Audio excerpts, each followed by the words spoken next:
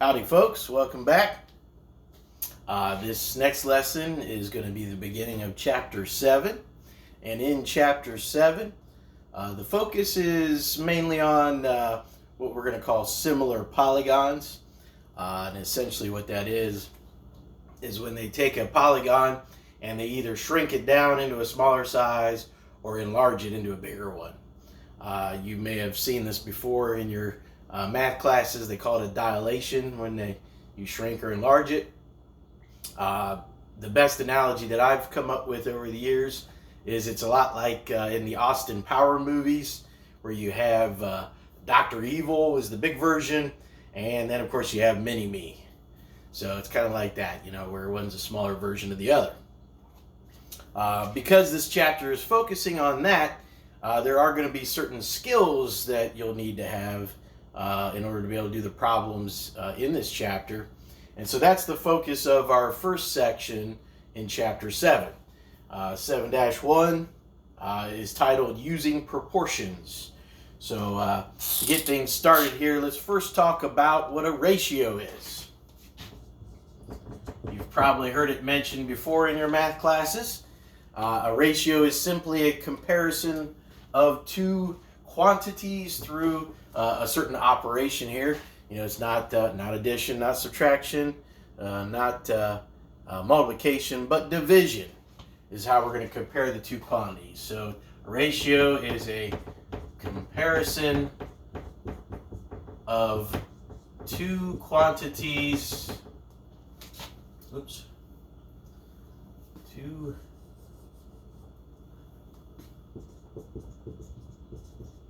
quantities through division.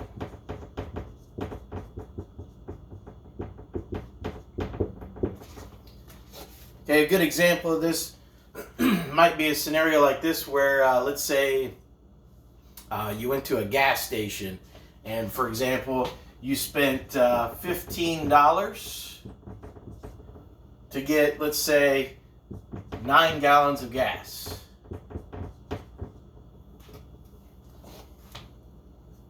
Now, a ratio, a ratio can be written in 3 different forms.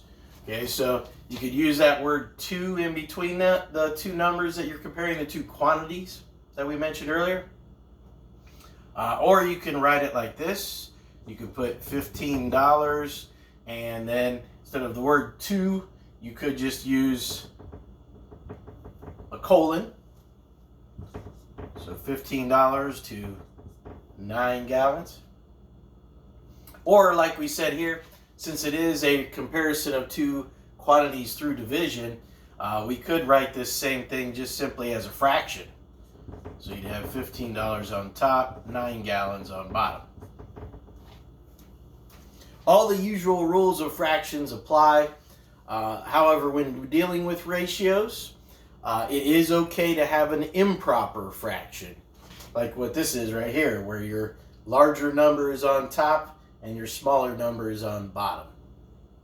Okay, it makes no sense to reduce these to mixed numbers, because a mixed number, like for example, the number 2 3/4, it's hard to illustrate a comparison of two quantities when you have 3 numbers like that.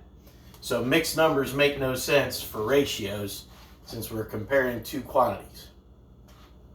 Now, since all the other usual rules apply though for fractions, it's always a good idea to reduce your fractions. Put them in lowest terms. So if you look at all of these, it's all the same ratio, 15 to 9, 15 to 9, 15 to 9. But they all reduce. So if you look what goes into 15 and 9, if you guess 3, you are correct. 3 goes into 15 5 times, and 3 goes into 9 3 times. Okay, so by reducing it, it gives us a better way to compare other ratios to each other. So this is letting me know then at that gas station, for every $5 I could spend, I would get 3 gallons of gas. So there's an example of a reduced ratio. Okay, you should always reduce them whenever possible, and it is okay to have an improper fraction with a bigger number on top. In fact, whoever's written first here when you use the word to always goes on top. You know, same with the colon here. Whoever's written first here always goes on top. Okay? All right, so that's a basic ratio, the idea behind a basic ratio. So you'll have some problems on your homework where you'll have to then write the ratio in one of these three forms and reduce it, please. You know, even something like this up here, you would then write it as $5 to 3 gallons. And that would be our reduced version of this. Or with the colon, you would write it $5, then put the colon, and 3 gallons. All right, so the reason I bring up ratios is because a ratio is exactly half of a proportion. And that's really what this lesson is leading to here in this section, is all about proportions. So let's start with a definition of what a proportion is. A proportion is an equation stating that two ratios are equal. So it's an equation stating that two ratios are equal. Okay, so the proportion that we're talking about here, it could be something as simple as this. You could say, 9/18 equals 1/2. Okay, 9/18 being one ratio, comparison of two quantities through division, see, and the other ratio 1/2. And you know these probably are the same, equivalent, because after all, 9 goes into 18 two times. So 9 goes into itself once, 9 goes into 18 twice, and it reduces to 1/2. Okay, but another unique thing about proportions, though, is that they also have a special quality that the cross products will be equal. So if I take the 1 up here and multiply it times the 18, 1 times the 18, that'll be equivalent to the other cross product here, 9 times 2. After all, 1 times 18 is 18. 9 times 2 is 18 as well. So in any proportion, that's something that's always true about them, a characteristic of them, is that when you write a proportion like this, their cross products should always be equal. That comes in handy because in this chapter, of course, the reason I'm introducing proportions is that you're going to be solving these equations. You're going to be finding a missing value, an x. So if I change the problem to something like this now, where I have, instead of 9/18 equals 1/2, what if I had 9/28 equals x/84? Okay, that's still a proportion. It's still an equation stating that two ratios, or fractions in this case, are equal. Okay, but to solve any proportion then, because we know their cross products will always be equal, you just do that as your first step here. You go ahead and take the 28 times x, which of course is just 28x.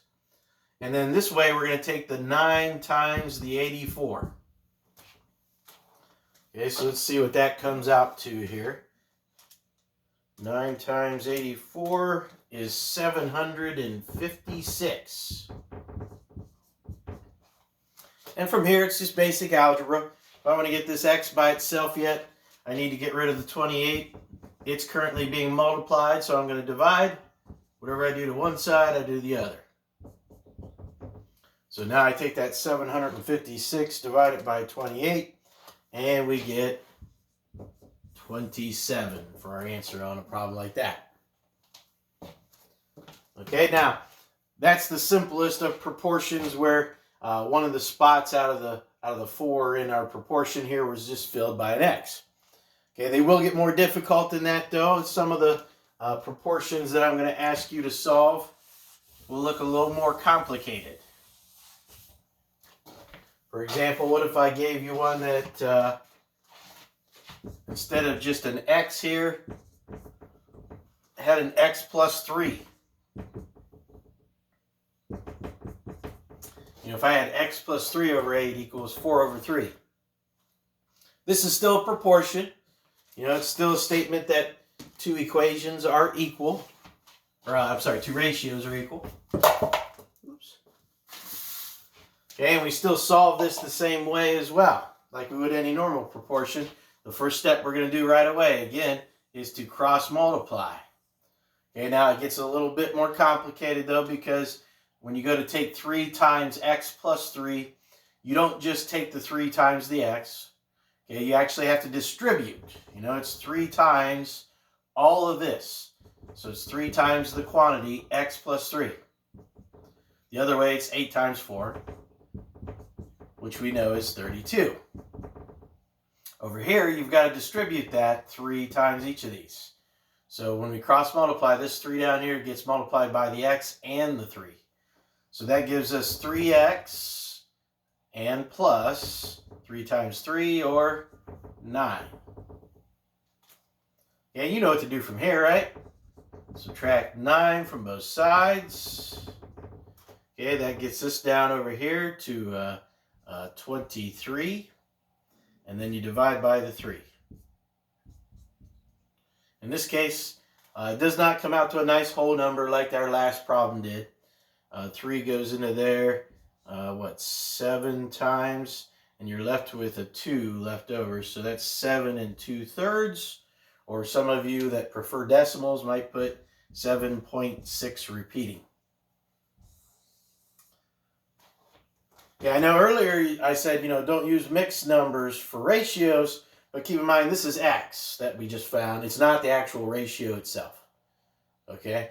That's just the value of x. Okay, now, they can get even a little more complicated than that one yet. Let's take a look at this next one where instead of starting out with just, like an x plus 3 over 8 like we did there, let's say I have 2x minus 2 over 2 equal to 4x plus 2 over 6. Okay, and this is about as ugly as they can get here, but again, the procedure to solving all proportions is always the same. The first step is always the same. You always have to cross multiply. Okay, but like over here, it's going to involve some distributing, because you'll have to take this 6 times the quantity 2x minus 2. Or in other words, we'll have to distribute that 6 times each of those. So 6 times 2x is going to give me 12x. 6 times negative 2 is negative 12. Okay, but that cross product will be set equal to the other cross product going this way. So here I'm going to do another distribution. It's 2 times all of this. 2 times the quantity, 4x plus 2. Again, I've got to distribute the 2, so I end up with 2 times 4x is 8x. 2 times 2 is 4. And then from here, you should know what to do. This is what in class I would have called a sheriff bandit situation. I've got x's on opposite sides. I'm going to get rid of the weaker one. Whatever I do to one side, I got to do to the other. So I've got 4x minus 12 equals 4.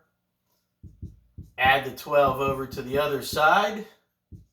We're trying to get that x by itself. And then divide by the 4. So in this case, we find that x was 4. Okay, so that's about as ugly as they get for the proportions. But again, the steps are always the same on all proportions. Cross multiply to begin with, okay, and then go from there. It's normal algebra from there. All right, now, the last thing I want to show you yet for this section is meant to prepare you for your homework as well. Is where we're going to do some word problems. I know, moans and groans. I hate word problems, right? Okay, but it's okay. These are going to be word problems, of course, that we can solve by using proportions. Okay, so let's say we've got a scenario like this.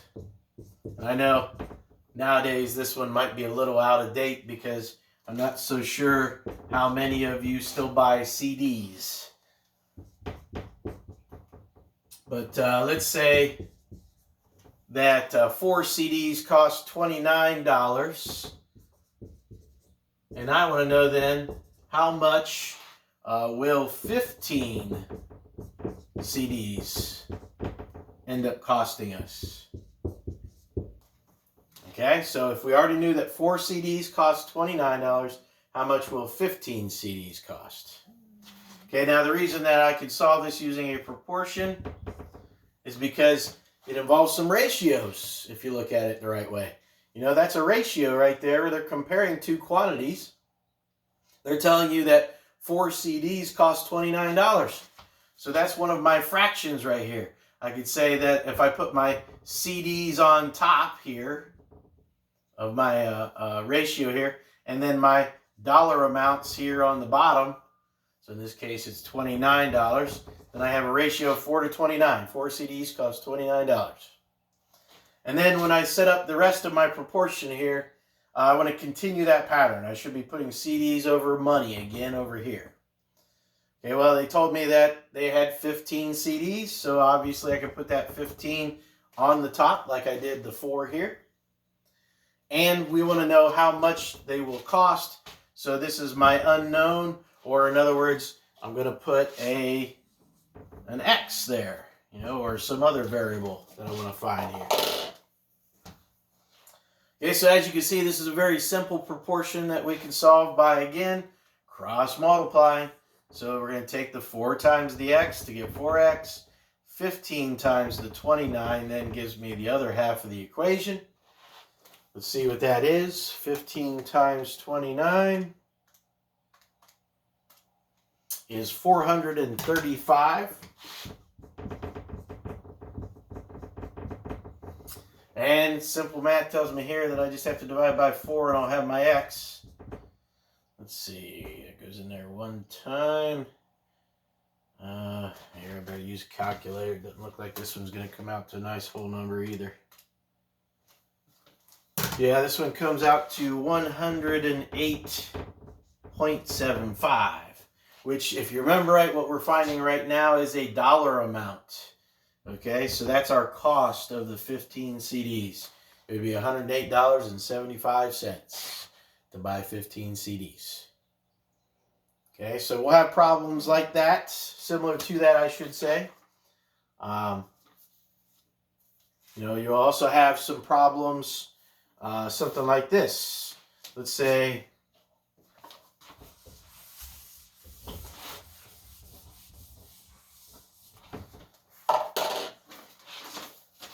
that we've got a couple of figures here that are similar polygons. Now let me start by defining what similar polygons are. And in fact, this is the focus of this whole chapter. So make sure you pay attention here. But similar polygons are going to be polygons that have to meet 2 conditions. So similar polygons have 2 things here. First of all, they have to have congruent angles. So matching angles. So like in my picture here, similar polygons essentially are this. They have the same shape, they're just different sizes. Okay, but the 2 things that help that to be true is that they have to have congruent angles, and second of all, they have to have sides that have a relationship, but they're not going to be congruent. You know, even though, like, for example, the angles match here, you know, this angle and this angle should match, that angle and the 2 similar polygons should match. You know, down here, these both look like right angles, so they would match here and here as well. So even though those angles match, the sides, as you can see, do not. After all, this looks like it's been shrunk down a little bit. Okay, so the sides, they end up being proportional sides. So they have to have the same ratio, is what we're saying then. Okay, they won't be a match, they won't be congruent, but they will have the same ratio. So they're proportional sides, okay? And the angle thing, it makes sense, when you think about it. Like visualize this angle, let's say right here, that same angle right there. If I take this and I extend the sides on out, did that angle measurement change any? Did it get wider somehow by extending those sides? Of course not. And that's really all that happened here, was all of these sides get extended out a little bit bigger to make this figure. Okay, so the angles stay the same. But again, the sides will not. The sides will be proportional instead. So on a picture like this, it might tell you like this side length here is 15 and this side length there is 6. Maybe a 7 here and a 3 here. Well, this up here is X, and maybe this side right here is 7.5, let's say. All right, so on a problem like this, they might tell you then, find the X, find the one missing side up here. Okay, there's our X. Okay, and on this problem, they give you plenty of information to find X. They give you more than enough, in fact, on this one. Because all you really need to do to find the X here is be able to pair it up with its corresponding side on the figure over here, assuming we know its length, and be able to compare it to another set of corresponding sides, like the 15, which corresponds with the 6, or the 7.5, which corresponds with the 3. So like I said, they gave you more than enough information here. You could find X by simply saying, okay, well, 15 here corresponds with this side of 6. So I'm going to compare them in a ratio. So 15 over that 6, has to equal then, if I go back to this figure again, the X and its corresponding side over here on the smaller figure, the 7. So do you see how I'm going the bigger figure over the smaller one? So big over small, big over small. Or you might say left over right, left over right. Whatever pattern you go in, make sure you continue that pattern both times for each half of your proportion. Okay, so this would be a proportion that would find this X. All you do is cross multiply now like we did earlier. So 6X equals 15 times 7. 15 times 7 is, 105. You divide that by 6, and there you'd have your X. Let's see, what does that come out to? We had 15 times 7 was 105, divided by 6 is 17.5. Okay, now I could have got that same answer of 17.5 for X by setting up an entirely different proportion. Like I said, there was more than enough information on this one. Instead, and I'm still going to reuse the X and the 7, of course, because they're still corresponding sides. Okay, so I'm still going to use, an X over a 7. But this time, instead of 15 over 6 like I used here, I'll show you, you could have just as easily used the 7.5 over the 3. They're also a pair of corresponding sides that we knew. And as long as I continue my pattern correctly by putting like left over right, then that same proportion should result in the same answer. And it does, watch. When you cross multiply on this one, 3 times X would be 3X. 7 times 7.5 gives us, what is that, 49 plus 3.5 would be 52.5 is what that should be. I better make sure here. Yep. And when we divide that by this 3, what do you know? We still get the same answer, 17.5. Okay? So you could have started out with either proportion, as long as you do know 2 corresponding sides between the figures that are similar.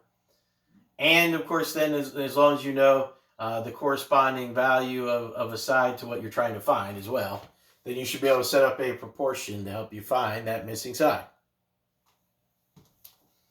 Okay, so that's really the main gist of this chapter is problems like that.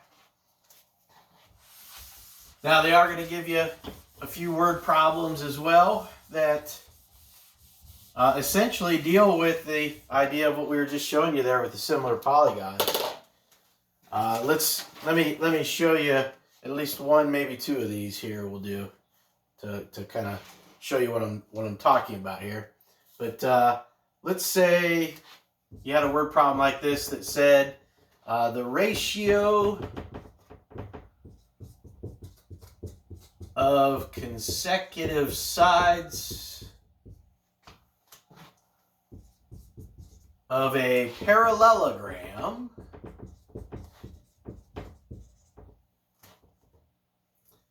is 4 to 7.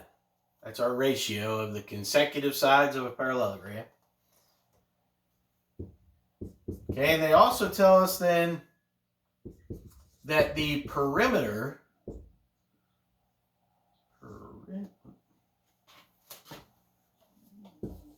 spelling was never my forte, sorry. If the perimeter is 132 centimeters, they want us to find the length of each side. Find the length of each side. All right, so a parallelogram, you already know from our last, or a couple chapters ago in chapter 4, or no, I'm sorry, it was last chapter, chapter 6 that we covered. Has opposite sides that are parallel, so it looks something like that. Now, if we took it literally, that they had a ratio of 4 to 7 like that, saying that one side is 4 in length and a consecutive side, which means one right next to it, not opposite, but consecutive. So it'd be like that side up there. We're saying that side is 7. If you took that literally and say, oh yeah, that's 4 centimeters, 7 centimeters, the perimeter that they mentioned would not add up correctly. Okay, perimeter of any figure, I hope you understand, is if you add up all the sides as you go around. And we learned in chapter 6 that in a parallelogram, if this is 4 centimeters, this one's 4. The opposite sides match. If that's 7, this is 7. So in this case, my perimeter of this figure would be 7 plus 4 plus 7 plus 4. All those added up. Okay, that gives us a perimeter then of, well, that adds up to 11. 11 plus another 11 would be 22. So that gives us a perimeter of 22 centimeters. Not 132, which it needs to be. So obviously, the parallelogram that's involved in this problem is not this small, but instead, it would be a similar parallelogram. We just talked about similar polygons, where we blow this up a little bit bigger.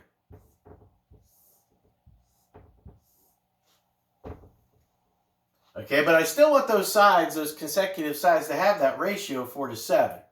So if I were to take the 4 and the 7 and simply multiply them times the same number, whether it be 2, 3, 4, whatever number you multiply these by, they're still going to maintain that ratio of a 4 to 7 ratio. They're just going to be bigger numbers that would reduce to that 4 to 7. So if we look at it that way and say, okay, I need this perimeter to be, like it mentioned here, 132, and that my opposite sides again match, so this is another 4x, this is another 7x, then like I did here, similar to that equation where I added up all the sides to get the perimeter, I'm going to do the same here, only now I'm adding up 4x plus 7x plus 4x plus 7x. And I know that this time, instead of them adding up to 22 like they did on this smaller parallelogram, these need to add up to 132.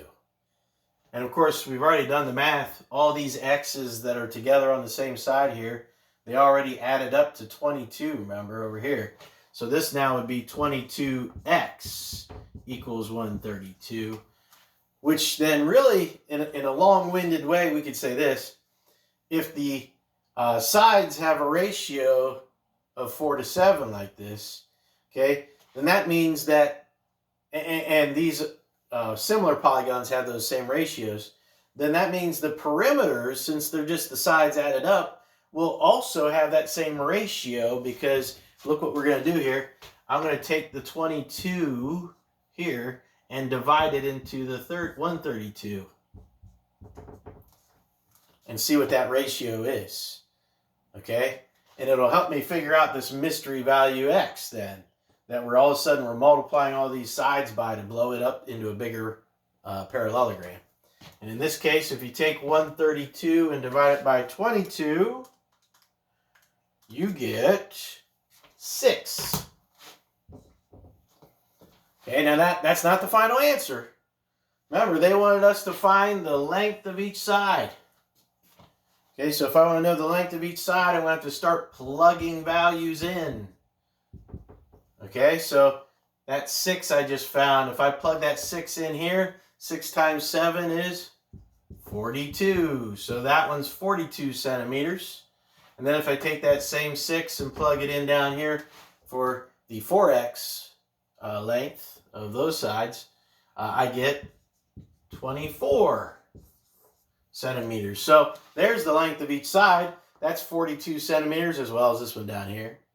That's 24 centimeters as well as this one over here, so that they all add up to 132, but still maintain that ratio of 4 to 7, where this one up here, that 42 is 7 times as big as, say, this one over here that's 24, which is only 4 times as big, times the 6.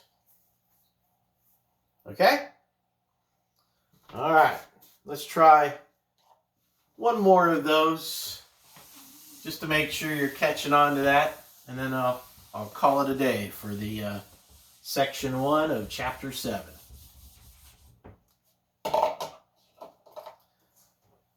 Okay. In this next one, we're going to have a triangle here. And it says, in a triangle, the ratio of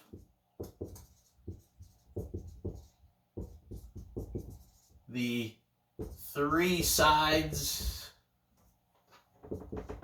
is 8 to 7 to 5. It's like a supersized ratio here.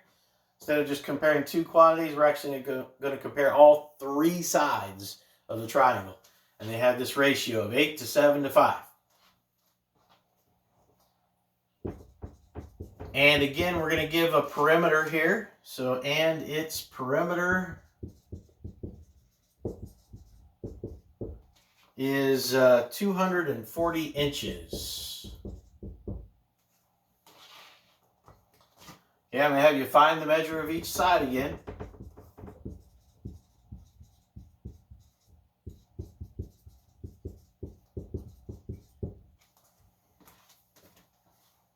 All right, so again, I hope you understand that if we literally took it for these 3 numbers, 8, 7, and 5 being your 3 side lengths, you know, maybe this is your 5, and that's your 7, and that's your 8, then it would not work, because the perimeter of these 3 values, if I add up 5 plus 7 plus 8, they give me a grand total of 20 for the perimeter. Okay, and that's too small, because our perimeter is supposed to be 240 inches. So the real life triangle is, of course, one that's much bigger. But instead of 5, 7, and 8, they still maintain that same ratio. So they're still going to maintain a ratio of 5 to 7, 8, but I'm going to maintain it by multiplying them all by the same number. We're going to multiply them by some number to make them bigger. Okay, but I need their perimeter to be 240 inches, not 20 inches like we had over here. Okay, so again, we can approach it the same way like we did on that last problem. We could say that if I were to add all these up, 5x plus 7x plus 8x, they need to add up to this 240 for a perimeter. And I already know those all add up to this perimeter of this one, 20. So that's 20x equals 240. So the perimeter of this one, perimeter of that one, we're going to I'm going to divide by that 20. So really I'm going to use their ratio to figure out what the x is. What's that special number there? Which, by the way, they call it a scale factor. Factor means a number you multiply by. So we're multiplying by this x on all these. And scaling means scaling it up or scaling it down, you know, shrinking it or enlarging it. So in this case, as you can see, 20 goes into 240 12 times. So instead of this smaller triangle here, they're going to multiply every side here by 12. So if I plug that in, 12 into each of these, then I'll have all three measures of the sides. So this side, 5 times 12 would be 60 inches. 7 times 12, well, that's 84 inches for that side. And 8 times 12, well, that's 96 inches for that one. So there's our three side lengths. Okay, and again, we got there by multiplying all these times the same value, which is called a scale factor, and then setting up an equation to help us find that scale factor and plug it back in. You may run into a problem on your homework similar to this one, only instead of the ratio of the three sides, this may be, for example, a ratio of the three angles. Okay? So if the 5, the 7, and the 8 this time were angles instead of sides, okay, the approach would be a little bit different.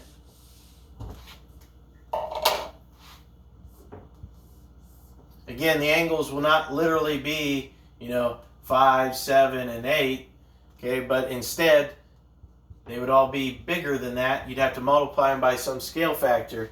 And here's the difference down here, too. Your equation would change. Instead of 240 here, we're not talking about perimeter anymore. We know that on a triangle, all three angles would add up to, yep, you guessed it, 180. So this problem would change. That would become a 180. This would be a 180. When you divide by the 20 there,